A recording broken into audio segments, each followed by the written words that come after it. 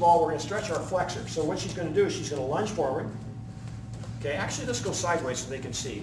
Lunge forward. She's going to take her pelvis and she's going to rotate it forward, dropping, yes, forward. Then she's going to sink down, which is going to pull and stretch her hip flexor, her psoas, right there. That's it. She's going to hold this for about 30 seconds. Each one of these stretches will be held for approximately 30 seconds. Okay, this is quite severe, and so stability, if she needed to put her hands on her thigh, it would be fine, as long as we're getting pull on that muscle. What she needs to do is make sure is that she tucks her pelvic forward, just like this, so that she gets a lengthening or a tightening of the psoas before we pull on it. Okay, good, step up. Now obviously we're going to do both sides. We're going to do both sides. When we stretch the anterior complex, the forward or front part, the psoas or the flexors will get stretched before the quads. They're more dominant, they're more problematic, and we need to loosen these up so that we can actually let this be a lot more relaxed when we go to stretch it. First time we're going to stretch it is we're going to stretch on the floor. She's going to lay on her side. Okay? Lay on her side. She's going to pull her heel to her butt, grab her heel, put it against here, and then she's going to open up like this, where she pushes her hip forward, and she's going to get plenty of stretch here on the rectus femoris, right there. Okay? This is one way to stretch this quad.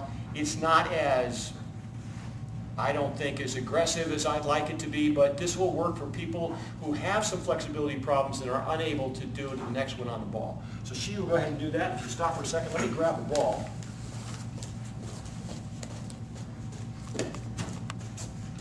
The next flexor, or excuse me, quad stretch, is she will kneel on the floor, knee against, put against the ball, and she'll step up. This, well, she'll also tuck her hips forward, and she will shove her hips forward as she sits against the ball, which will be, this is a very radical, very dynamic stretch. So some of you will not be able to get to this stretch, so the floor stretch will work just fine. But remember, stretch your psoas, your hip flexor, prior to stretching your rectus femoris. This is also a 30-second stretch, and both sides, and then you're done. Okay, good. Now, the last thing we're going to stretch before we call this a day, go lay on your back, we're going to stretch our hamstring. We're going to do it laying flat, because what I don't want to do is I don't want to twist her pelvic girdle or rotate it and have the hamstring pull it out of sequence and then not stretch. So what we're going to do is, you can see she has 90 degrees of hip flexion. She's going to grab this quad and she's going to move it just a shade, which brings it maybe 80. She's going to dorsiflex her foot. While she's holding this straight, she's going to push down with her hips to stabilize her hip line, and then she's going to slowly straighten this out. Okay, now this is as far as she's going to flex this. This is the true length of her hamstring. It doesn't matter, it's the starting point. So this is actually a lot more than it used to be. So we're gaining here. This foot has to stay dorsiflexed. It's a lot of pull here. She's going to get a lot of pull, and without moving it forward or backward, because we don't want to activate her hip flexor. When she's done, she's going to let the foot relax, drop it here. We're going to go to the other side. Same way. We come to 90 degrees of hip flexion, stabilize the quad, stabilize our hip line by turning on our transverse abdominis, pull this in here, and stretch this up, just like that. 170 degrees, by the way, which is just short of vertical, is actually normal. This is probably 160, so it's pretty close. This is not bad. This is probably more than actually most of you, if I stretched your or measured your hamstrings correctly. So that would be it. Now, okay, thank you. Okay. Now, the key here is we go back to the curved, flat, neutral back. If you have a curve, an excessive lumbar curve, your quads and flexors should be stretched before your hamstrings. So flexor, quad, hamstring, and then come back and do flexor, quad. So it's a 2-to-1, starting with the tightest. If you're neutral, well then it's no big deal.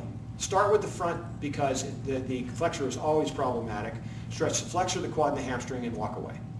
If you have a flat back, then what you're going to do is start with your hamstrings, stretch your hamstrings, then your flexor and quad, and then come back to your hamstrings. And that would give you kind of a 2-to-1 ratio whenever you're at one end of the spectrum or the other. In a neutral position, you just do it equally, bearing in mind that whenever you stretch the anterior complex, you always stretch the flexor first.